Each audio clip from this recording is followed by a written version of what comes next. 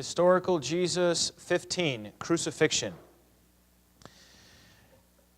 Because the Gospels have so much to say about the crucifixion of Jesus, including his arrest, the trials, and the actual crucifixion itself, and we are just going to spend 30 minutes, it's necessary that I leave out all sorts of details. And so I may leave out details that you love the best, and if that happens, I'm sorry, it's not on purpose. I'm just going to cover an abbreviated version of his arrest, trials, and crucifixion in an effort to really highlight 4 scenes. The first is I'm going to begin in the Garden of Gethsemane. Then I'm going to look at how Jesus stood before Caiaphas, and then before Pilate, and then last of all, the crucifixion itself. And then next, we'll look at the resurrection. So last time we left off, if you remember, we were at the Last Supper, and Judas had left during the Last Supper, and he had gone off, and then Jesus went on and he taught and explained to them how they should carry on when he's gone. And then he prayed for a whole chapter, John chapter 17. Jesus prayed, and then after that, they sang a hymn, and they went to the Mount of Olives. And when they came to the Mount of Olives, they arrived at the Garden of Gethsemane.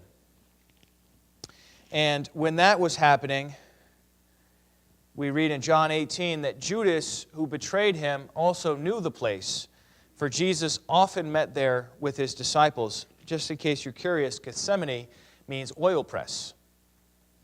So this is the oil press, a place where you squeeze the olives to get the olive oil out. At least maybe it had been, it wasn't anymore, maybe it was still in operation, I don't know, but that's what Gethsemane means, and that's the garden he was at. It's still there today, although the site is disputed, but you can visit all the potential sites of Gethsemane in Israel today. And so this is Jesus' last chance to escape. This is it. He knows what Judas is doing, and he's gone to the place he knows Judas knows he'll be. And these are his last moments of temptation to abort the plan, Operation Salvation.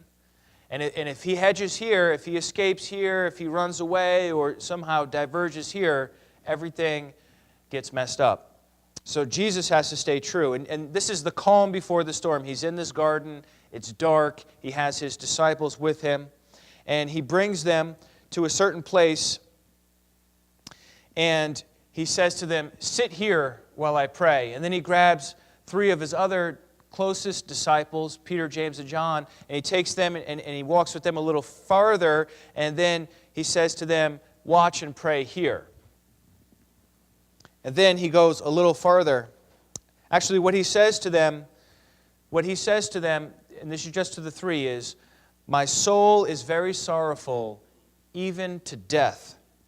Remain here and watch." It gives you a picture of what Jesus emotionally was going through here. It says that he was distressed. He was troubled. He was sorrowful. Jesus was shaken in this time.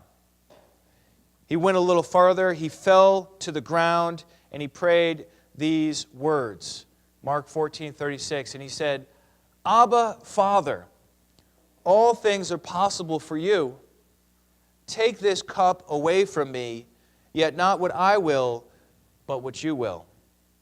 This prayer tells us that Jesus did not want to die. He did not want to go through with it. You don't ask for another way if you want to go through with it, right? Have you ever prayed a prayer like this where, "God, all things are possible for you," and then you ask what you want? And so when he says, "Take this cup from me," he's not talking about a physical cup. He's talking about the cup of suffering that he's about to endure. He does not want to, he knows what it's going to look like, how nasty it's going to be, and he wants to know if there's another way out.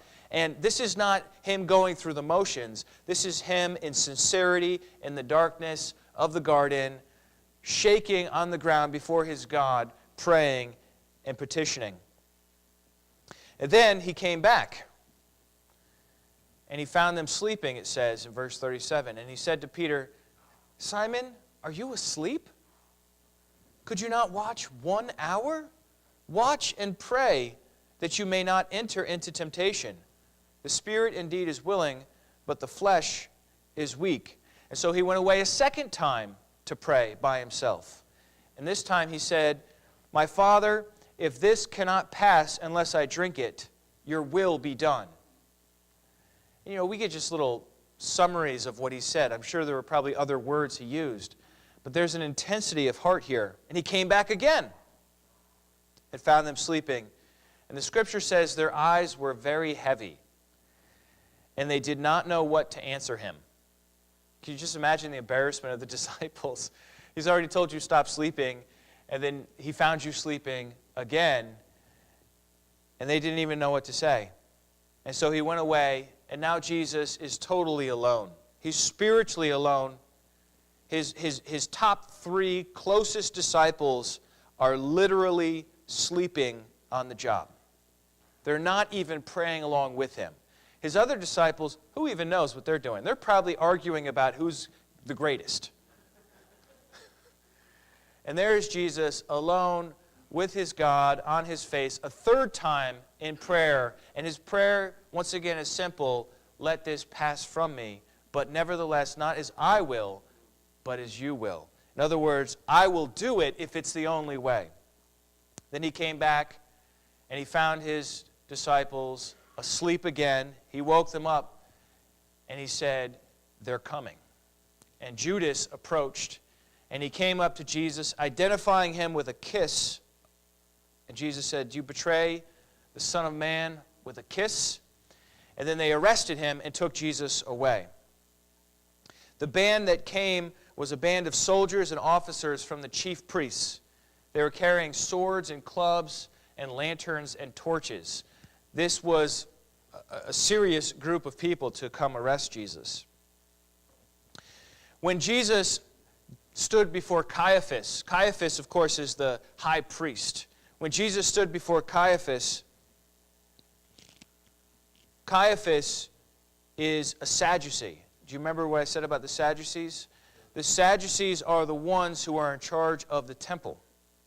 The Sadducees believe the temple is everything. When it comes to worshiping God, what matters, yeah, the law is important, but what part of the law? Leviticus, that describes what you do in the temple, right? And so the Sadducees' emphasis on the temple comes to bear because Jesus had messed with the system. He had turned over the exchanging tables for the coins, right? He had disturbed all the sacrificial system in the temple. He had gotten their attention, which is why we read in Matthew 26, verse 3, it says, "Then the chief priests and the elders of the people gathered in the palace of the high priest, whose name was Caiaphas, and plotted together in order to arrest Jesus by stealth and kill him." This is before the arrest. They're already plotting together to kill him, but they said, "Not during the feast, lest there be an uproar among the people." How delighted must Caiaphas have been when Jesus' own disciple came to him and said, "What do you give me so that I tell you where he is, when you can get him, when he's away from the crowd?" And so Caiaphas took Judas up on that, and now he finally has Jesus in his clutches. But Caiaphas is he's not going to act rashly. He's not just going to kill Jesus. He's legally not allowed to just kill people. Even though he's the enforcer of the Sanhedrin, the council that makes these sorts of decisions, the Romans had decided that only they could authorize the capital punishment. Okay? And so if Caiaphas got caught killing Jesus, Caiaphas would have to answer to Pilate. Caiaphas doesn't want to do that. So what he wants to do is somehow arrange things so that they can find Jesus guilty and bring him to Pilate. And then if Pilate kills Jesus, it'll be public. It'll be a spectacle. It'll be something that everyone sees. And then everything is dealt with, and he didn't even have to do the dirty work. He knows that Jesus is dangerous. He knows the people love Jesus. And so he needs to have a semblance of justice. So he starts fishing for testimony. And he needs to have 2 witnesses. According to the Jewish law, you have to have 2 witnesses that corroborate a crime. And what ends up happening is two people, or different people, come forward, and the only accusation that might potentially stick is that they heard him once say that he will destroy the temple made with hands, and in 3 days build another not made with hands. In any court of law, that is not a crime to say. I'm sorry.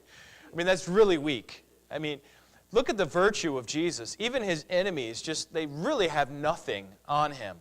And Caiaphas is getting more and more agitated and frustrated. And then he turns to Jesus and directly confronts him. And the high priest stood up, Matthew 26:62, and said, "Have you no answer to make? What is it that these men testify against you?" But Jesus remained silent. And the high priest said to him, "I adjure you by the living God, tell us if you are the Christ, the Son of God." This is a moment of truth right here, right? Jesus at this point could say, "Well, I am the Messiah, but it's not what you think. I'm just the kind that dies for your sins. I'm not here to cause any troubles, guys." That's not what Jesus does. Jesus takes the path of courage. He is the Messiah. He is the Messiah. And so he says, "You have said so, but I tell you, from now on, you will see the Son of Man seated at the right hand of power and coming on the clouds of heaven." Woo! That's a bold yes. Yes, I am the Messiah, and you're going to see me sitting on the clouds of heaven and coming, or sitting on the right hand of power and coming on the clouds of heaven. That is a bold yes. So bold that the high priest tore his robes. Look at that. And said, "He has uttered blasphemy. What further witnesses do we need?" This was a practice the Jews had when they would get extremely angry and just outraged. They would tear their clothes, and for the high priest to do it, it would just be the most shocking incident for everyone gathered in the scene here at this mock trial. Blasphemy! Verse 66, "What is your judgment?" They answered, "He deserves death." Then they spit in his face and struck him, and some slapped him, saying, "Prophesy to us, you Christ. Who is it that struck you?" We know from Mark that they covered his face while they struck him and asked him to prophesy who was the one hitting him. And so there's an irony to this situation. I mean, it's a horrible situation, obviously, but there's an irony that's right on the surface here, and it's a thick irony, because here you have Caiaphas and Jesus, and they're both claiming the same thing. They claim to be God's supreme representative on earth, the Messiah and the high priest, right? One of them is the genuine, and one of them is the imposter. They both are claiming to represent God on earth. They claim to have a special relationship to God, to have a unique and intimate way to access God. I mean, what does the high priest get to do? Go into the Holy of Holies, the most sacred place. Only one person, once a year. That's Caiaphas. And yet what's Jesus doing? He's going around calling God his Father. Jesus claims that intimacy. Caiaphas claims that intimacy. They both claim to speak with God's authority. And they claim that the people should trust them because they're acting for the good of the people. Both of them are claiming all these things. The one who was spiritually dead will physically live while condemning the one who had life in himself to death.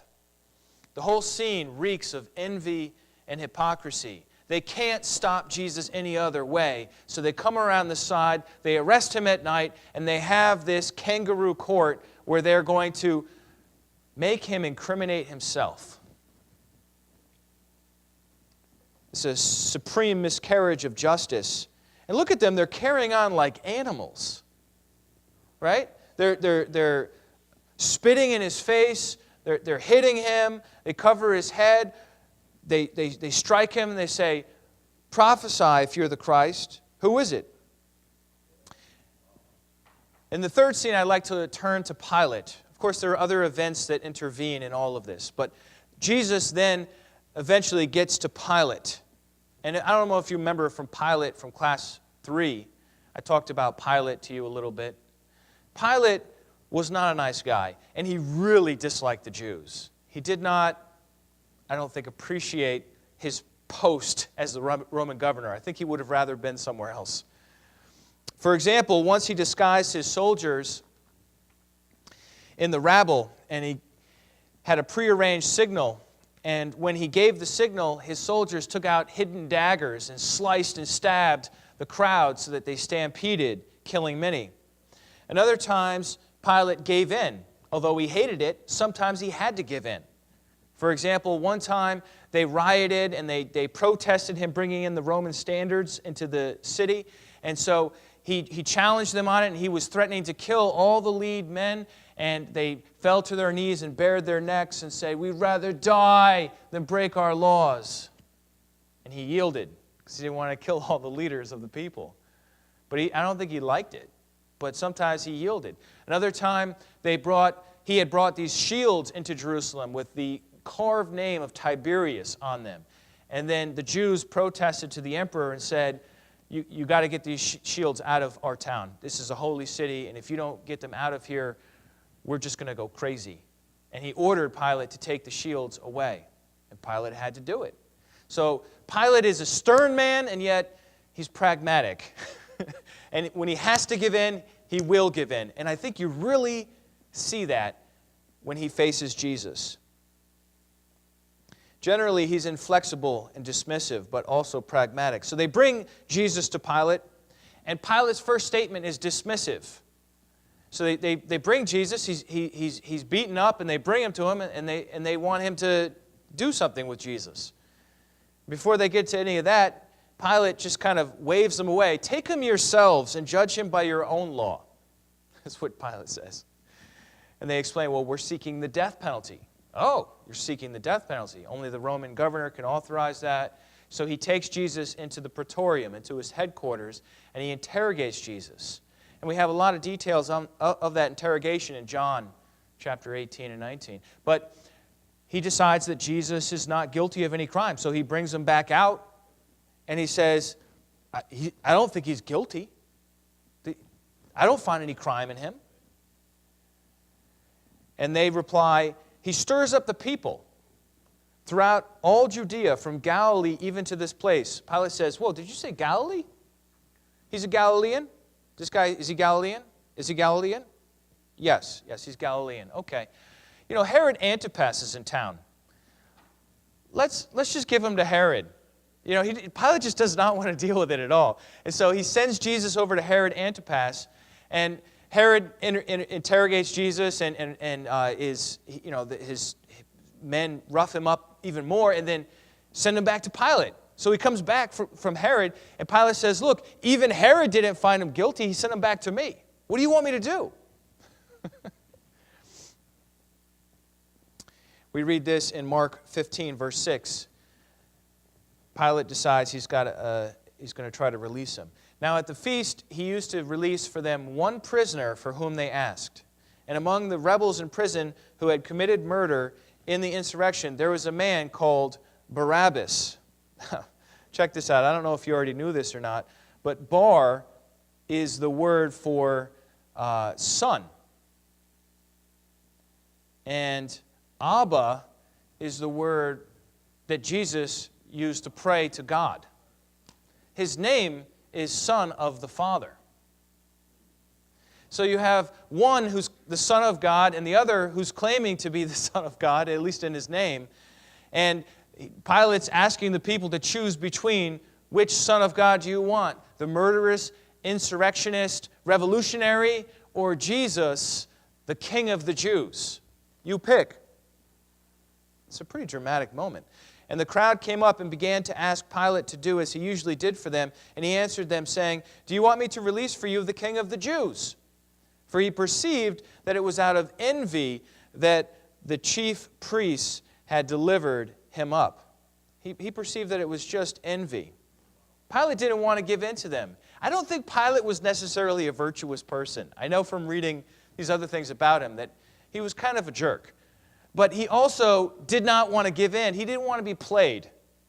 So he's trying to fight against what they're trying to do, while at the same time not lose control of the crowds. Verse 11, but the chief priests stirred up the crowd to have him release for them Barabbas instead. And Pilate again said to them, then what shall I do with the man you call the King of the Jews? And they cried out again, crucify him. And Pilate said to them, why? What evil has he done? But they shouted all the more, crucify him. From what I can tell, no less than 8 times Pilate tried to release Jesus. The first being when they arrived, at first he tried to dismiss him. After that first interrogation, he said he found no crime in him. Number 3 was when he found out he was a Galilean, he sent him to Herod. I mentioned that. Number 4 is after Herod sent him back, he decided to punish him and release him.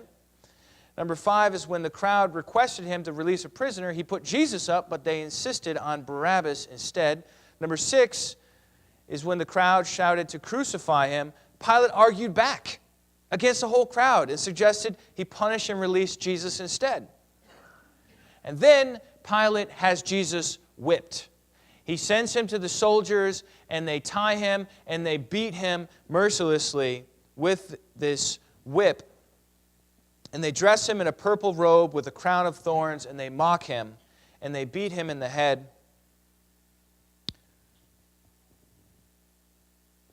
And then Pilate brought him out in this weakened condition, bloody, and once again told the shouting crowd to crucify him themselves, since he didn't find any crime in him.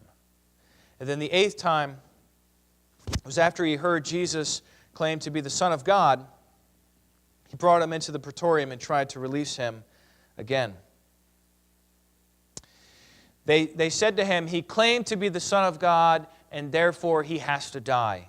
It really kind of spooked Pilate at that point, because he's already had him whipped, he's already beaten him. Pilate already has blood on his hands by this time.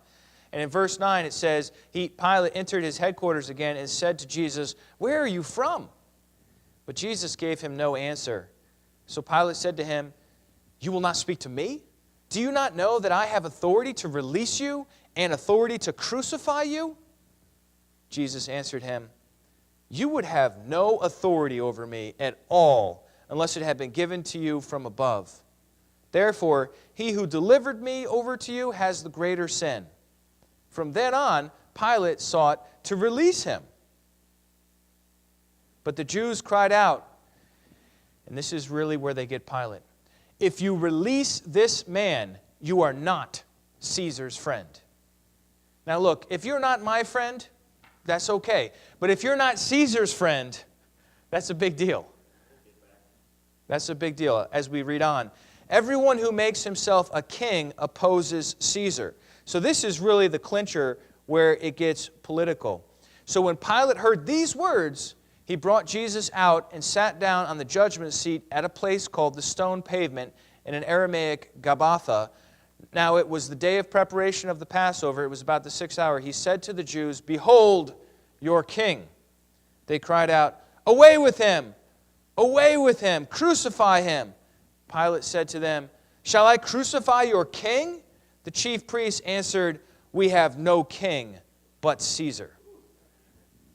That's so evil, isn't it? I mean, you're giving them the choice between Jesus, the Messiah, and Tiberius Caesar, and they say, we'll take Caesar. I mean, obviously, there's a lot of envy here, there's a lot of hatred, but it's deeper than that. This is spiritual.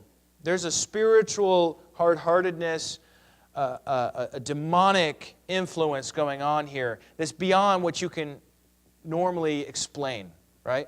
And I think you'll see that it thicken as we get to the 4th scene, the scene of the crucifixion itself. And so Pilate brought out a bowl and washed his hands in front of everyone and said, oh, I'm innocent of this man's blood. Of course, he did have him severely beaten, and then he did give the order to crucify him. So I don't know if washing his hands really did it. But I'm not his judge. And then he ordered his soldiers to crucify him. Roman crucifixion was as brutal as it was public. The point of crucifixion was to dishonor. It attacked someone's dignity. It wasn't just to feel pain. It was to make a public embarrassment, to humiliate someone. And then other people would be deterred from committing the same crime.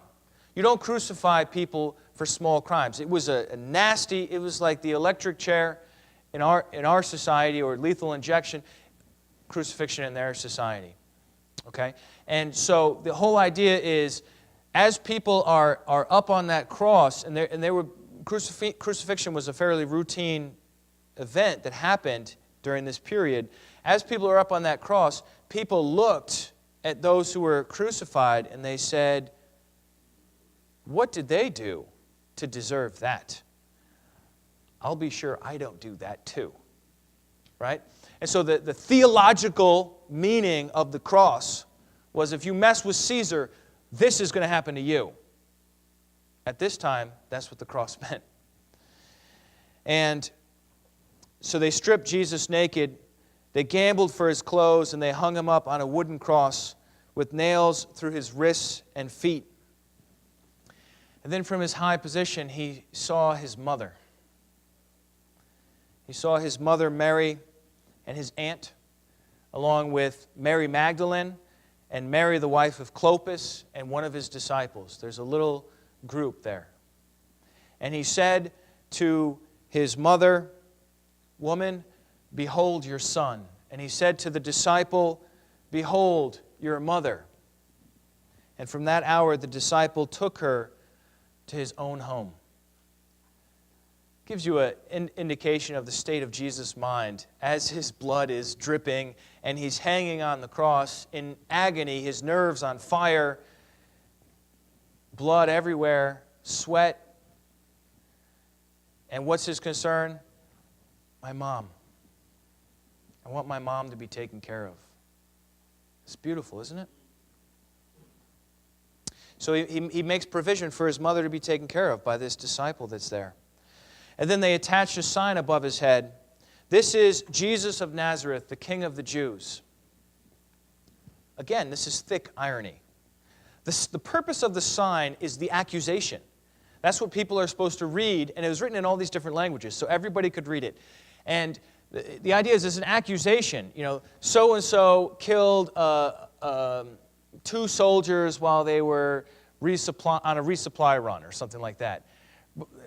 It wasn't like that. They said, this is Jesus of Nazareth, the King of the Jews. That's true. That's the irony of the sign. It's all true. It's not an accusation. It's not a false accusation. It's not even an accusation at all. It's his identity. It's who he is. He is the King of the Jews. He is Jesus of Nazareth. And some of the Jews even complain. You know, Pilate, you should write, he said he was the King of the Jews. And Pilate says, what I have written, I have written. You know, there's no eraser here. You know, we're going to stick with the sign we got. He was pretty inflexible. But anyhow, people started reading that sign. And instead of having any kind of compassion on Jesus, it got even worse. I want to look at these 3 mockings of Jesus. Matthew 27:39. And those who passed by derided him, wagging their heads and saying, you who would destroy the temple and rebuild it in 3 days, save yourself. If you are the Son of God, come down from the cross. You know what that reminds me of? Who said, if you are the Son of God? Reminds me of the devil in the temptation in the desert after 40 days. That's who that reminds me of. Because he said, if you're the Son of God, turn the stone into bread. Right? If you're the Son of God, come down off the cross. Do you know that Jesus would have to, barely snap a finger and 12 legions of angels would get him off the cross? And he had to stay on that cross. This is a temptation. Mark 15:31. So also the chief priests. So those are just people passing by. And then the chief priests, the leaders of the people, with the scribes, mocked him to one another, saying, he saved others. He cannot save himself. Let the Christ, the King of Israel, come down now from the cross that we may see and believe. Come on down. Then we'll believe. And then the third, in Luke 23:36, is the soldiers also mocked him, coming up, offering him sour wine, and saying, If you are the king of the Jews, save yourself. They're mocking him.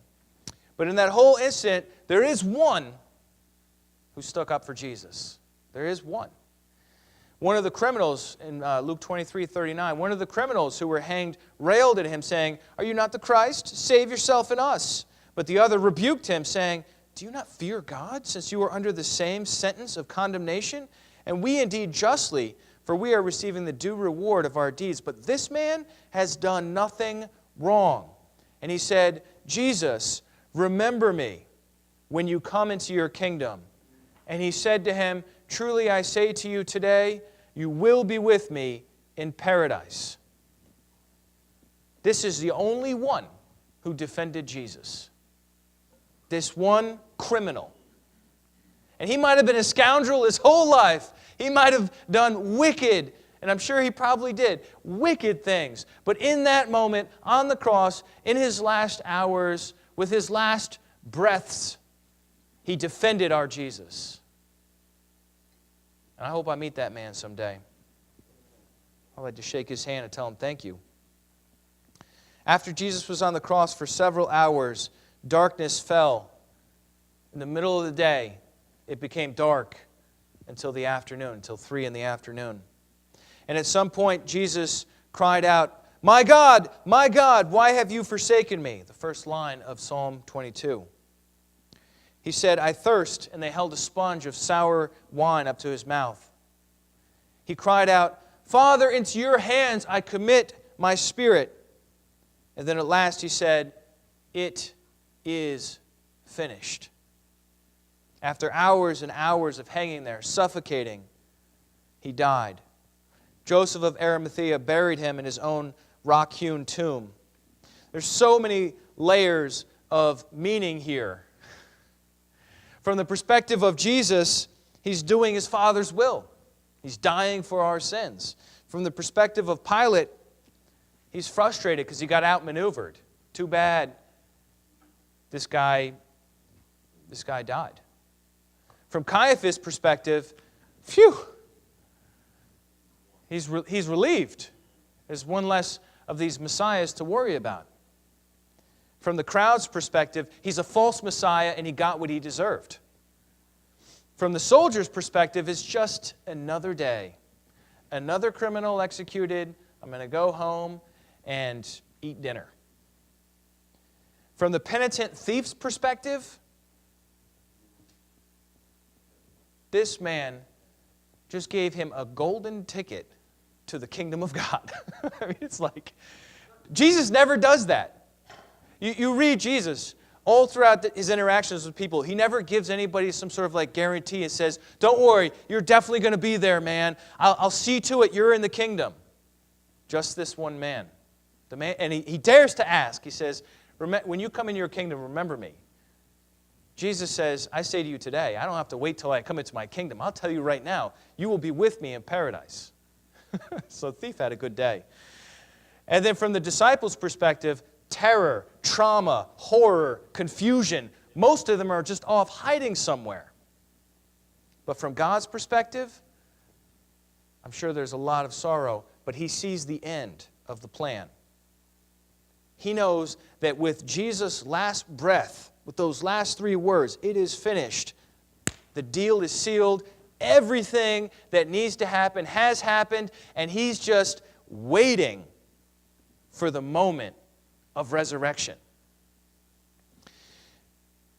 We know from Jesus' Last Supper that he said that his death, well, he says, "Take and eat, this is my body." And then he says, the cup is the blood of the covenant, which is poured out for the forgiveness of sins. So we know Jesus knew what he was doing. He recognized that his blood was for the forgiveness of sins.